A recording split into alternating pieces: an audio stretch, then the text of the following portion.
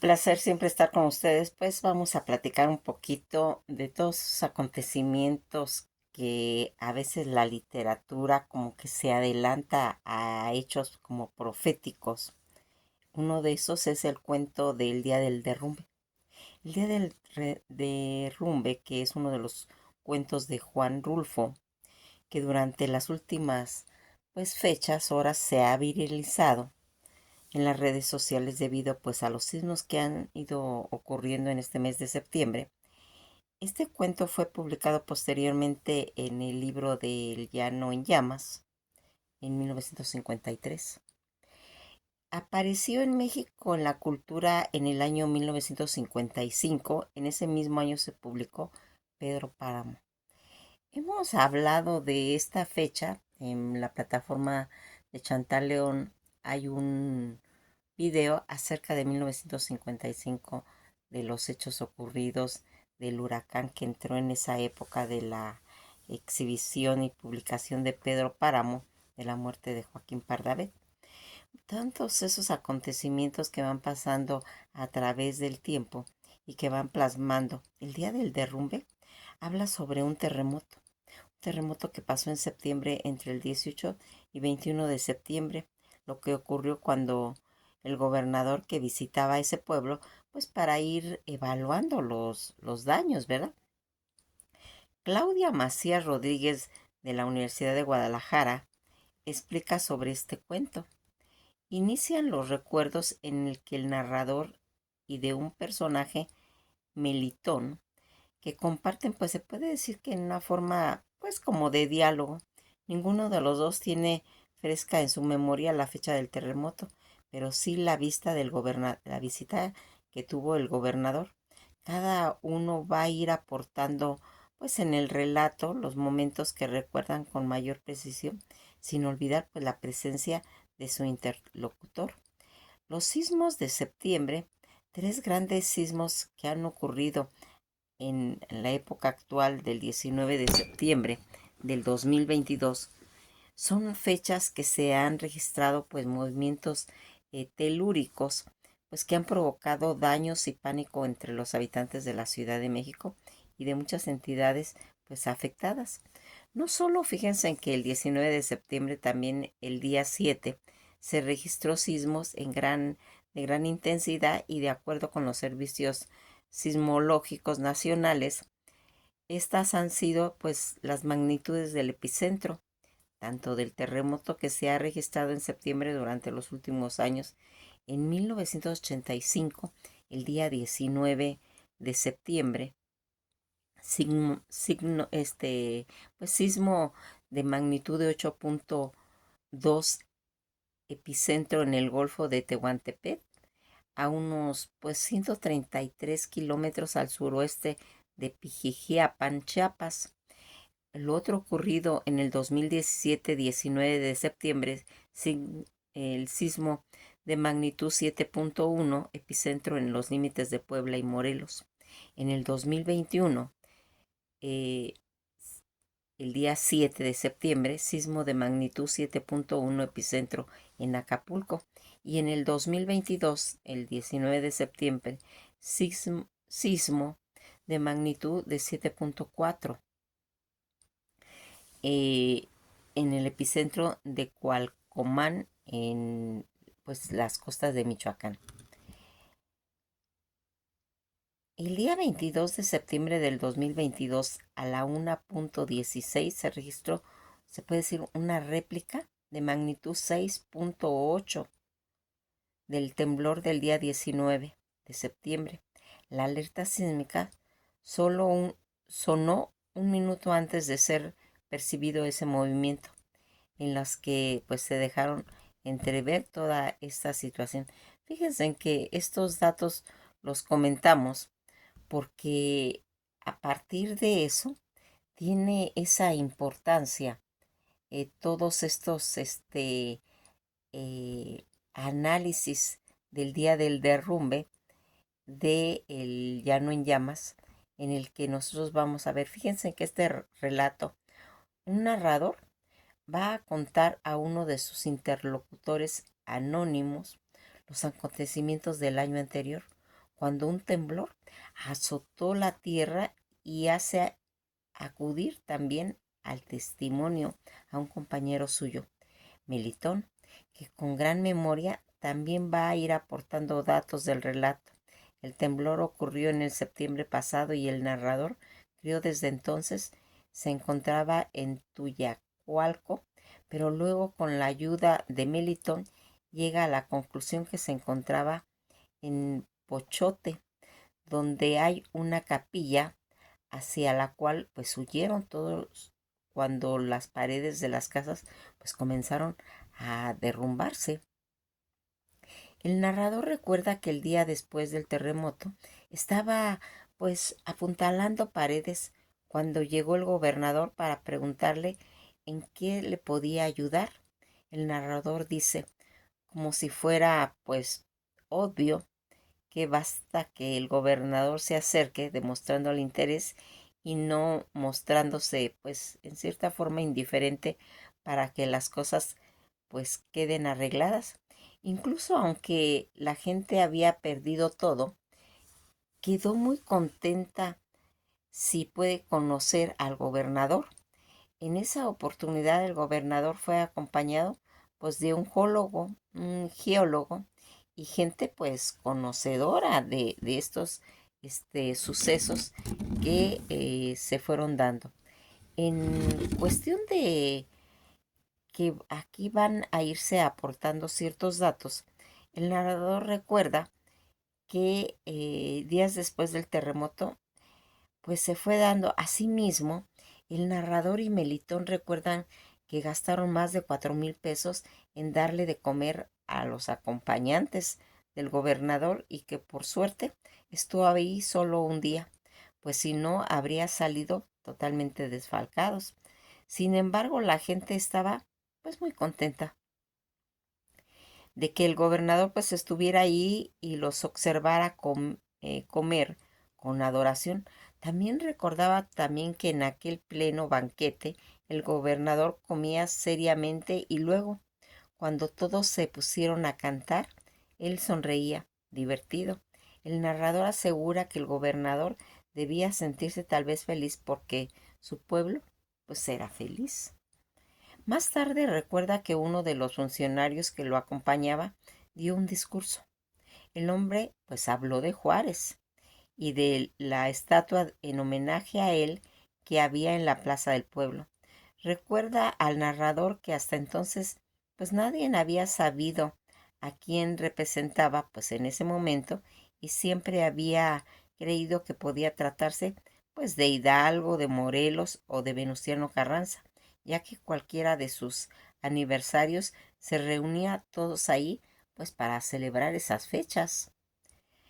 Narrador dice que finalmente, en vez de ser una visita a las víctimas que perdieron sus cosas, aquello se convirtió pues en una buena borrachera. Pronto llegaron el pueblo músicos desde Tepec y les sirvieron las bebidas y las comidas y enseguida los invitados consumieron sin parecer saciarse. Despliegue fue tal que incluso los funcionarios decían que no había que escatimar en la recepción en homenajes al gobernador. Hasta Melitón, quien en ese entonces era presidente municipal, pues estuvo de acuerdo con ese gasto. Luego de la cena, el gobernador también dio un discurso y el narrador le pide a Melitón que lo reproduzca.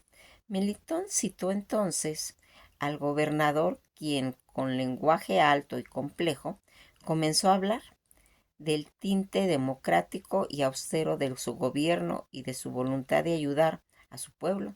Así, en esa oportunidad en que la naturaleza los castigó, están ahí para ayudar, dijo. El gobernador, que estaba, pues se puede decir, muy dolido por el sufrimiento de la gente que había perdido sus bienes y por aquello que habían muerto en el terremoto.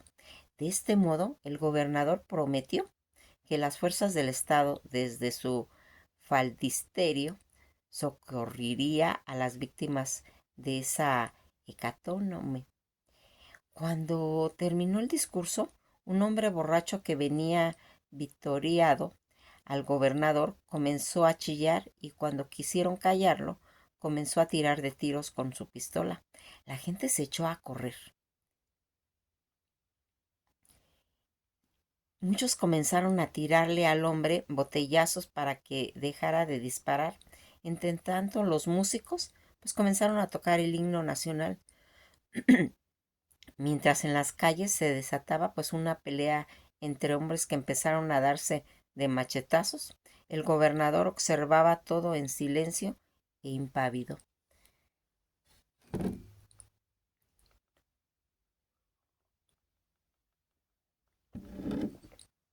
Finalmente, el borracho pues lo lograron dejarlo inconsciente con un botellazo en la cabeza, de modo que el gobernador se arrimó y le quitó la pistola, pidiéndole a uno de sus acompañantes que lo desautorizara para portar armas de ahí en adelante.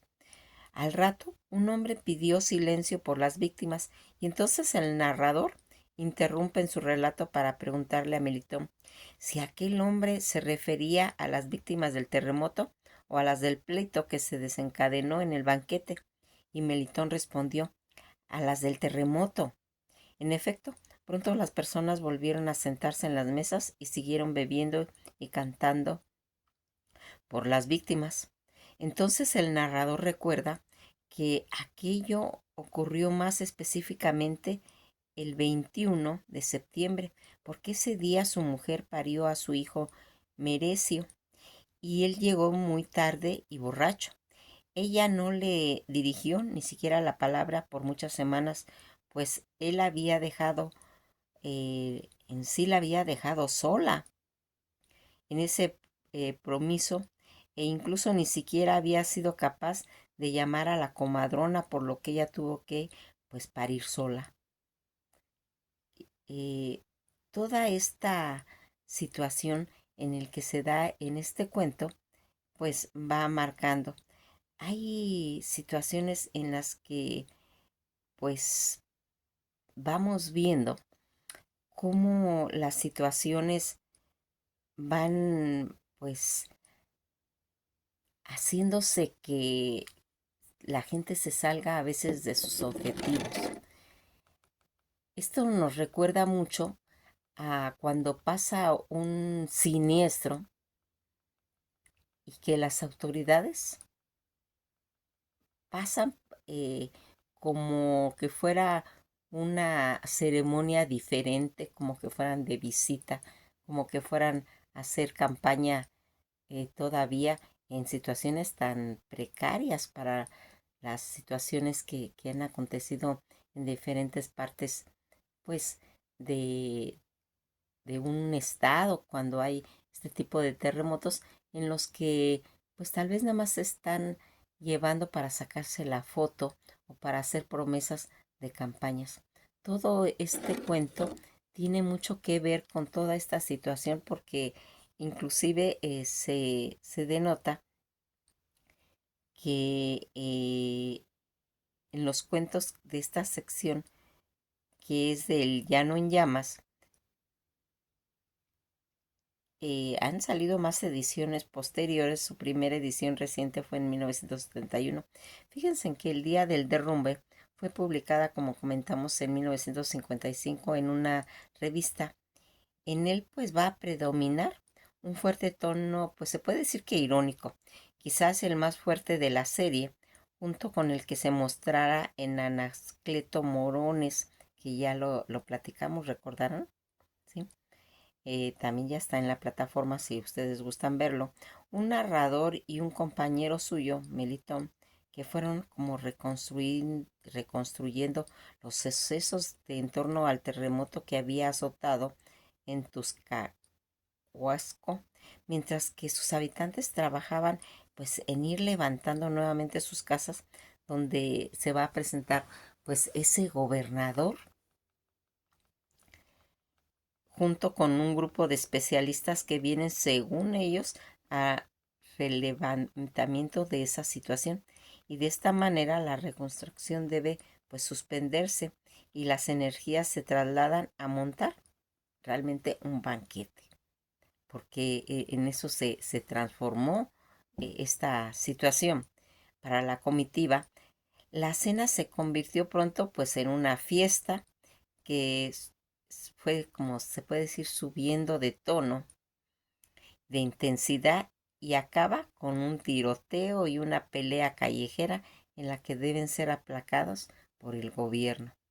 Fíjense que en el primer momento el narrador y Melitón recuerdan la alegría que generaba a la gente del pueblo ver llegar a un gobernador. Esta sorpresa se funde con el que ya habíamos visto en otro cuento, en lo que en la usual ausencia del Estado y la poca ayuda que brindan los gobernadores a los ciudadanos, el narrador esboza así una sutil crítica al modo que la autoridad suelen gobernar a distancia, sin involucrarse con la realidad de la gente.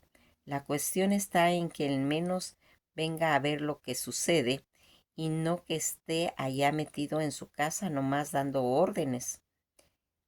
No obstante, también todos ustedes pues saben que no nomás con que se presente un gobernador con tal de que la gente lo mire y se quede pues arreglado, y viendo en él todo se arregla, y la gente que aunque se haya caído su casa encima, pues queda muy contenta de haberlo conocido.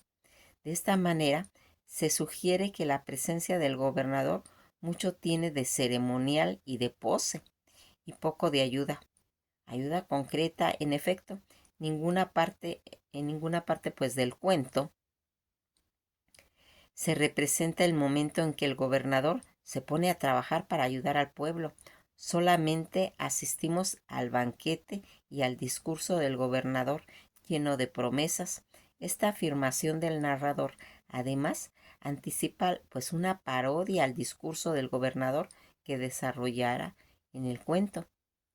La línea de esa parodia pronto narra el narrador y Melitón cuentan los gastos que lo que ocurrió en el pueblo para pagar dicho banquete, y de los recién pues llegados.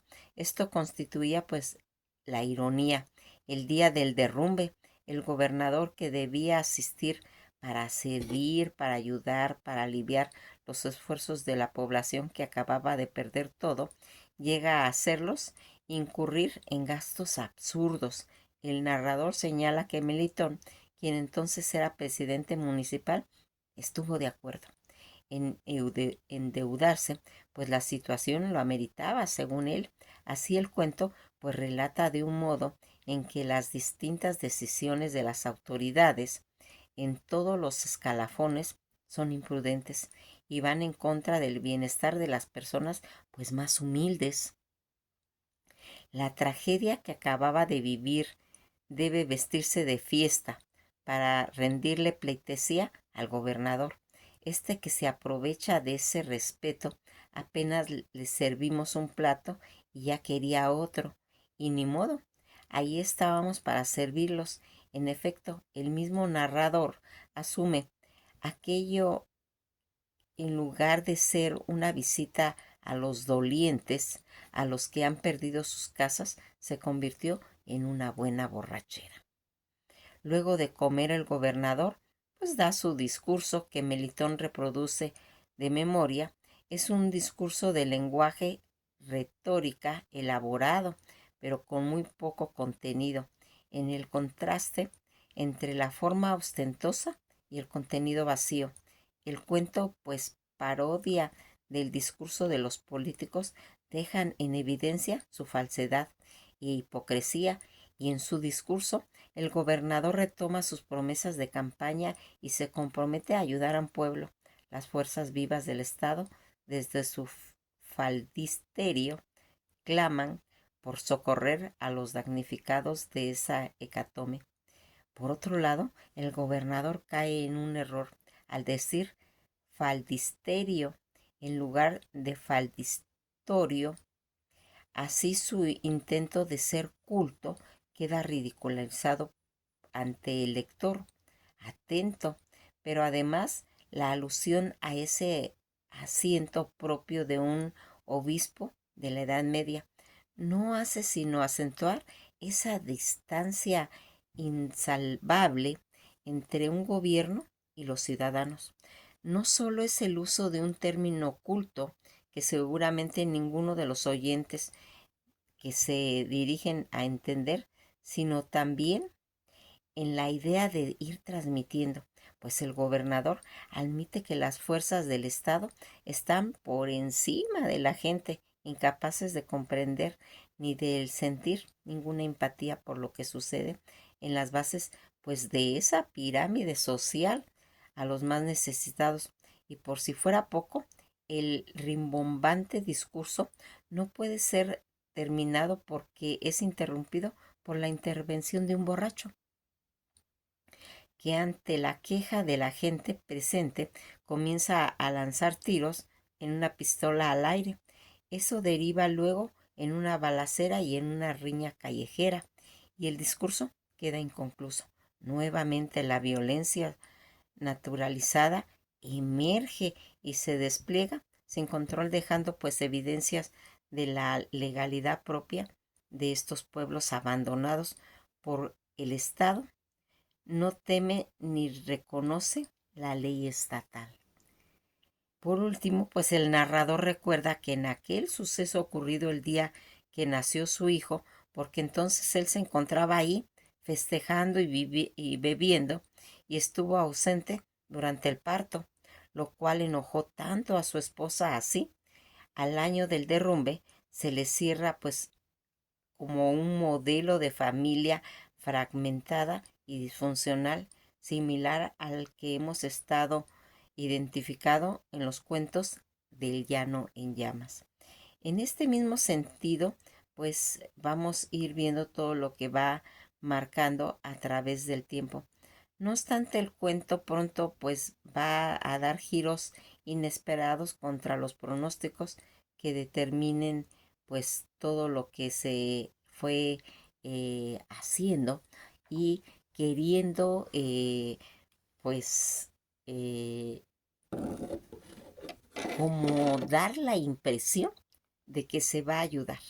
Se va a ayudar a un pueblo necesitado en una catástrofe y que realmente no lleva ninguna intención de hacerlo, porque bien el gobernador llega con gente capacitada para ver los daños del pueblo, y ni siquiera vieron eso, simplemente se dedicaron a comer, a ocasionar un gasto aunado a toda esa desgracia de ese pueblo, a dar un discurso de campaña, hacer promesas que no llevan a nada en los momentos en que realmente se necesitan, y que no es. Parece que esos cuentos son como proféticos, como que están adelantados a su época, porque estamos hablando de 1955, y hasta la fecha todavía se mantienen en muchos estados toda esa situación, y que a través de cómo se ha ido manejando pues todas estas situaciones de darle importancia en la actualidad con los nuevos gobiernos a la gente más necesitada, los de la pirámide los censuran, ¿sí? Dicen bola de huevones que no trabajan y que quieren ayuda. Esos son los comentarios de personas que se ven lesionadas en sus intereses personales, y que toda esta situación que en este sexenio se trató de reubicar nuevamente, darle a la ayuda a los más necesitados, se censuró y se comentó que era populismo, que era una situación de querer llamar la atención, situaciones que, como hemos estado viendo, simplemente han sido olvidados. ¿Quiénes han sido olvidados? Los pueblos, sus necesidades, ¿sí? Y que todo queda en discursos, ¿sí? Pues espero haber llamado la atención, su, su atención, su interés acerca de, pues, analizar este cuento, de sacar sus propias conclusiones, de ir, pues, introduciéndonos a la literatura que es importantísimo no perder ese hábito de leer libros, de verlos en películas, porque también están en películas, y que tengamos la oportunidad así de tener temas de conversación. Cuando vayamos a reuniones, todo, podemos comentar este cuento que está pues muy actual en el mes de septiembre. Que pasen una bella tarde y esto ha sido todo por hoy.